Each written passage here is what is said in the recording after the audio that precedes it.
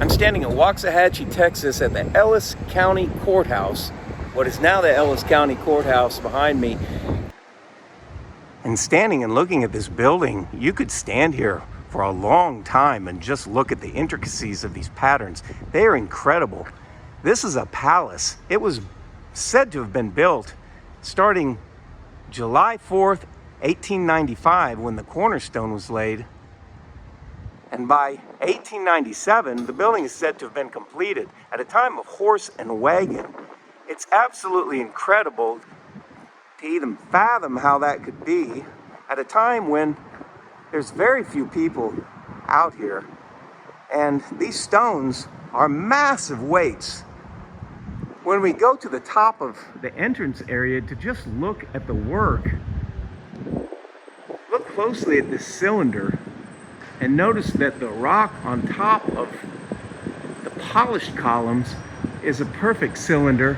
And then look at the intricate swirl on the one above that. And then the one above that is actually the acanthus. This building is marked by acanthus symbolism at the tops of the columns. The entire interior has that everywhere. And why is that? We can't disregard the symbolism on a building. It's all there for a reason and for clues as to who and what was responsible for this structure and all the other structures that are so similar in all the counties of this state and others, all built at the same time. Look at the pink granite configurations above right there in the squares. One will be smooth, one will be further out. There's really no markings on that, how they would carve the protrusions that stick out all the same amount. You don't throw it on there like Play-Doh. That rock would have to be from end to end the same. Then as we come down to the arch, this arch over the entrance is perfectly done. You see those stones, that red sandstone it's called, which is hard to believe that's a normal sandstone, which would degrade over time. Those look like they've been there for a long time and not degraded, but they're cut so perfectly that that arch is exactly symmetrical and the same on each side. Then as we come down on that cylinder construction, there you have pink granite, which is said to have been from Texas, with the red sandstone. And then further down we have polished granite, and the other columns all made from the red. The acanthus borders what's called the capital, or the area above the columns, and they have faces on there, you can see. And the official story on the faces is actually one of different opinions, but basically the end result is nobody knows for sure why they were put there. They say there was no records left. There's a story about it that is turned into a kind of a love story between the person who carved it and why they put the faces, but then that has by others been disproven. And so why are those symbols really there in the midst of acanthus? Well, acanthus is actually symbolic of the kingdom of Jesus Christ. And why is that? I have another video that shows exactly why that is, and how that can be, and how these buildings can have markings on them from a kingdom such as that, but then have other things that conflict with that. We have to notice all the symbols on the buildings, and one of them is the cornerstone that's laid. And this cornerstone says laid by Grand Lodge AF and AM of Texas. That's Ancient Free and Accepted Masons of Texas, July 4th, 5895, which is Analuchus dating, which is a Masonic dating method, meaning year of light, under the auspices of Waxahachie Lodge number 90. And what does under the auspices mean? It means it was sponsored by, funded by, overseen by, can mean those things when you look up the definition. And why would that be? And who are the Masons that they're the ones overseeing or supporting the laying of the cornerstone and the courthouse? Well, if you're going only by symbolism on anything, you have to say, well, that's the ones who are in charge. And why would that be when the symbols on the buildings, as again shown in studies and other videos I've done, such as the campus, why is that? That signifies the kingdom of Jesus Christ, but yet the Masons don't believe that. They are supposed to believe in a higher power, but believing that Jesus Christ is the one and only true way, and that's it. They do not believe that. So that's a conflicting thing. And you'll notice at the top here, you can see the acanthus in those patterns right there. To back up now and take a look at what's above, because we've only looked at the entrance at this point. Up above we have turrets all over. On every corner of that clock tower, there are turrets. In the front also. And you can see at the top there are 3 polished columns on the front turret that go up to red sandstone arches with granite above it. Currently looks to be a copper roof on those parts, but it was slate and is slate on the rest of the structure, which is a timeless roof which can last as long as the rest of the building. As it goes up, you can see on the 4-sided clock tower right above the point of the turret is an intricate square pattern of stone, and then above that granite again with the protrusions that are sticking out, perfectly done in every way. And it just continues up. Really indescribable, the level of detail and the difficulty level in building something like this. And just to put marble at the entrance right here at the top of the stairs is going to be very difficult just to do that.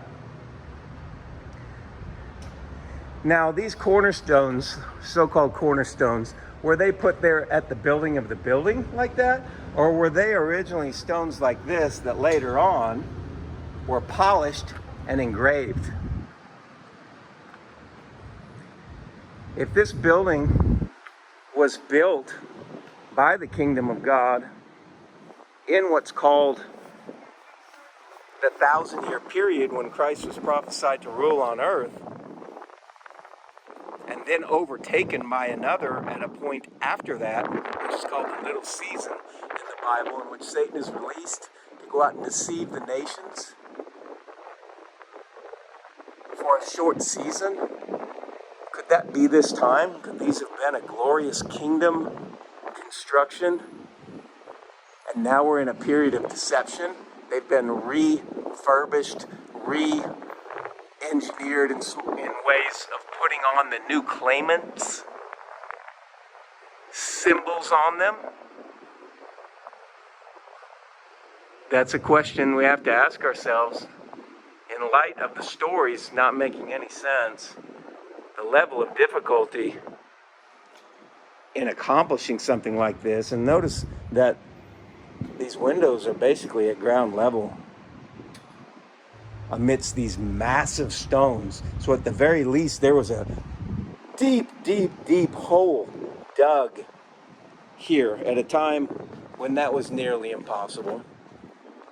At the same time, you can see across the street, that building has 1894 on the top of it.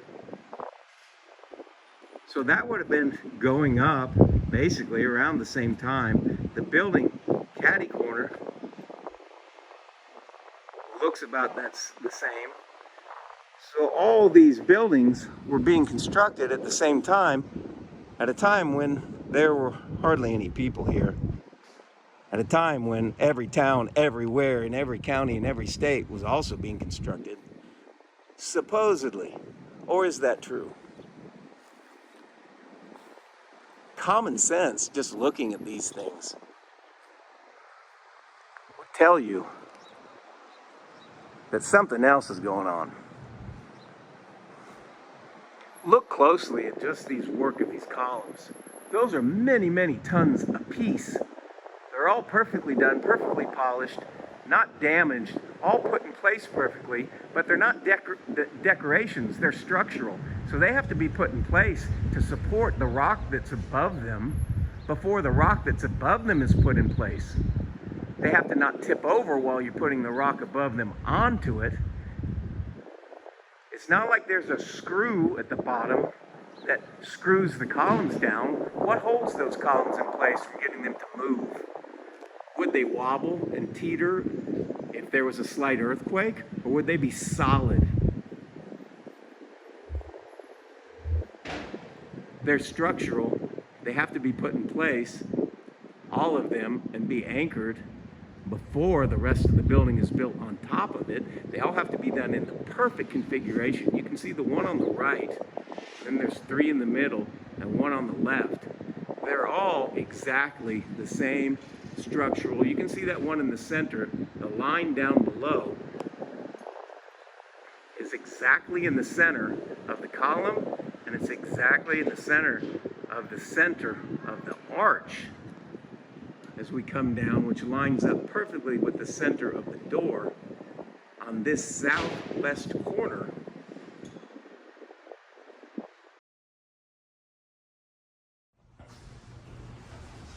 You notice the decorations are acanthus everywhere in this building. Acanthus. It even looks like these lower areas were also that, but it looks like they've been painted over.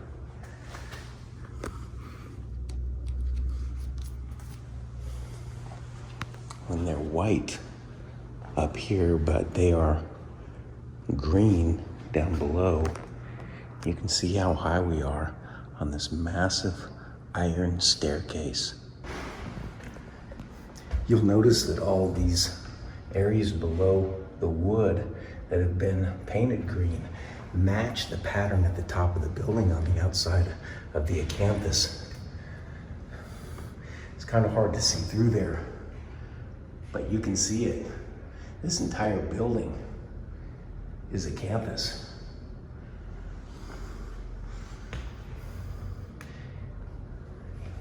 And the next level up is painted white. But you can see that that's the same pattern that was at the top of the building outdoors.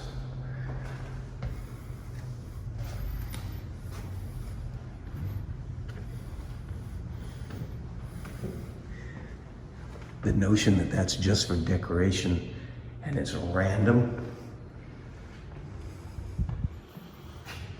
that completely goes against any common sense.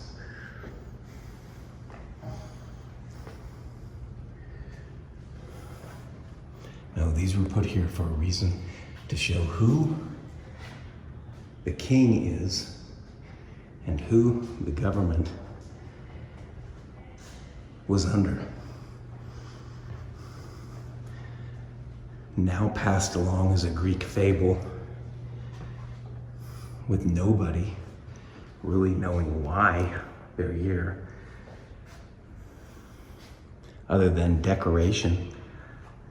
And even in a doctorate thesis that's online that was 90 pages long, the end conclusion was they really didn't know why. It was used all over the world, on top of every column, on every building, everywhere. It's obvious that it was set up in the kingdom that Christ set up and put down. Right there it is. As we step into an office area, you can see that the core of this building is really red brick. And it takes a while to get to that level so you can see. In the offices, you can see that the inside is red brick with the outside clad in that stone.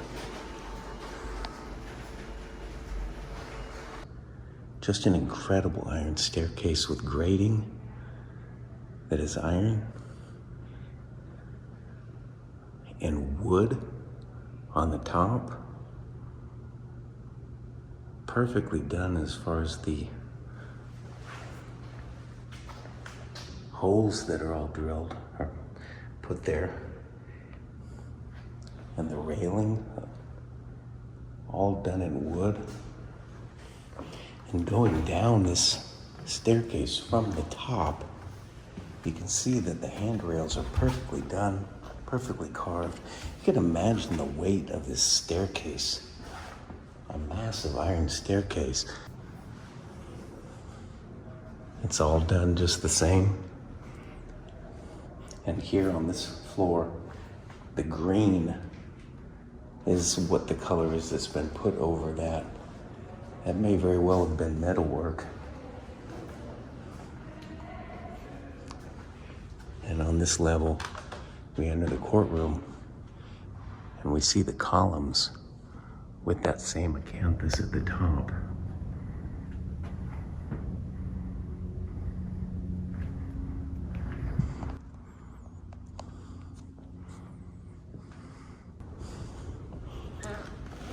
As we step out, you can see the marble on the floors, the very ornate woodwork in which each one of these columns is exactly the same, made with what would have to be a lathe to make these all exactly the same.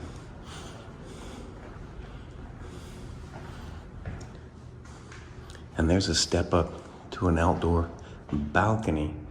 They have it blocked off, so they obviously don't want you going out there, but here's a very old safe, but inside the safe is now a library and office with a safe door on the other side.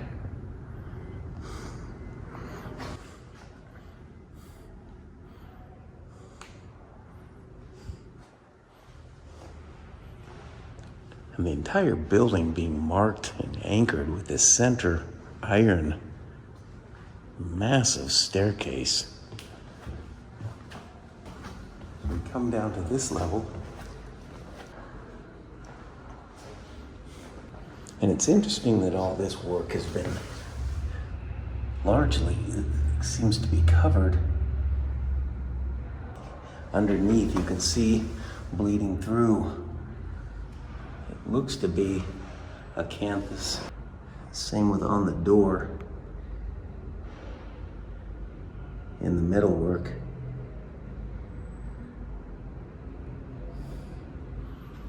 And this is out the front of the door. There's 4 corners that have doors. You can see there's one, and that's the southwest corner, southeast,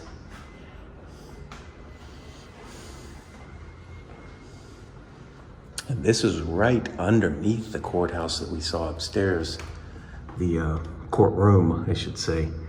And again, on top of the columns, we have the acanthus. So this is essentially the ground floor, which you have to step up to, because the next floor down, you have to step down to get to. So let's see that. Back on this iron staircase.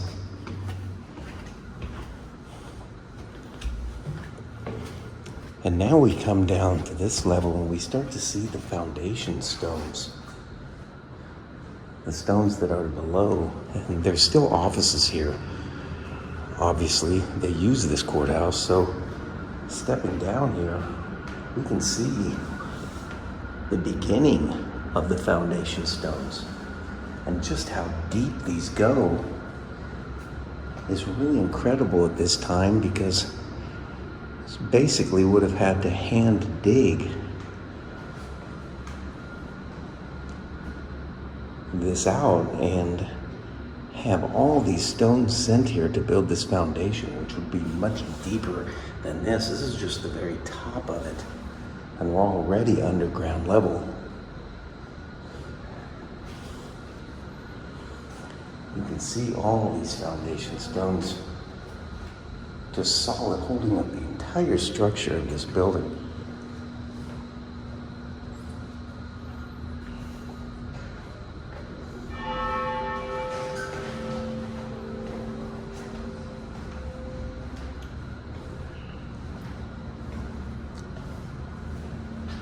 And to look how far we are below the ground, we have to come around here again and look at the windows. And those windows are right at ground level. So we're about 5 feet to 6 feet below the ground here, where you begin to see the top of these massive stones that then begin to build a foundation. So they must go down extremely far. And in light of a mud flood scenario, we're talking much deeper, and the possibility that there were other floors.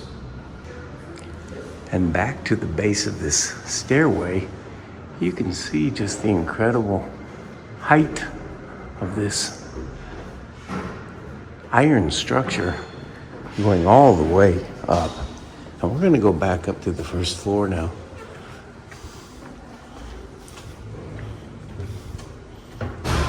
Or what's now called the first floor.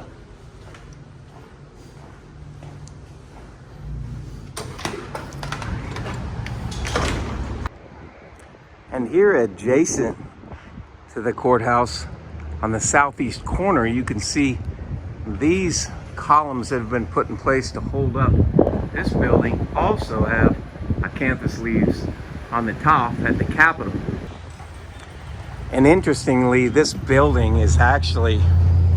was the Masonic Lodge Hall.